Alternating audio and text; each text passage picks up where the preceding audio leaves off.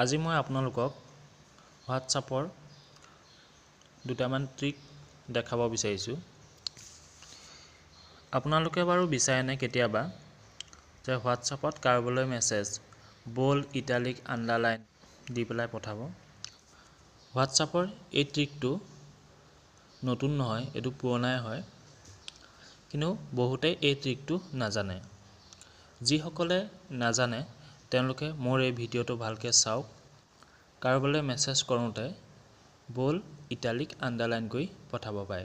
কেতিয়াবা এনেকুৱা ধৰণৰ মেছেজ থাকে য'ত আমি কোনোবা এটা চেণ্টেন্স বা কোনোবা এটা ৱৰ্ড আমি বোল্ড বা ইটালিক কৰি পঠাব বিচাৰোঁ।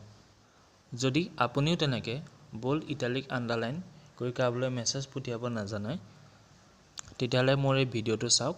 মই আপোনালোকক ষ্টেপ বাই ষ্টেপ দেখাই যাম। প্ৰথমতে দেখাম যে আপুনি কেনেদৰে বোল্ড আখৰত কাৰোবালৈ মেছেজ কৰিব। বোল্ড আখৰ কৰিবলৈ হ'লে আপুনি যিটো লিখিব তাৰ আগত ষ্টাৰ মাৰ্কটো দিব লাগিব। তাৰপিছত আপুনি লিখিব লাগিব, আপুনি যি লিখে, হাই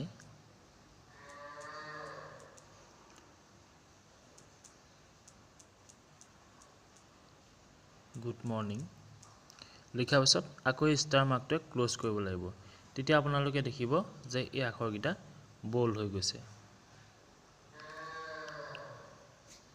ইয়াৰ পাছত যদি আপোনালোকে ইটালিক লিখিব বিচাৰে তেতিয়াহ'লে কেনেকৈ লিখিব? ইটালিক লিখিবলৈ হ'লে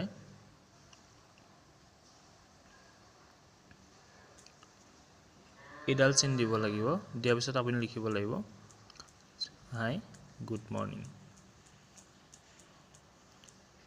আকৌ সেই একেডাল চিনেৰে আমি ক্ল'জ কৰিব লাগিব। তেতিয়া দেখিছেনে এই আখৰকেইটা মোৰ ইটালিক হৈ গৈছে। আৰু হোৱাটছআপত এতিয়ালৈকে আণ্ডাৰলাইন অহা নাই।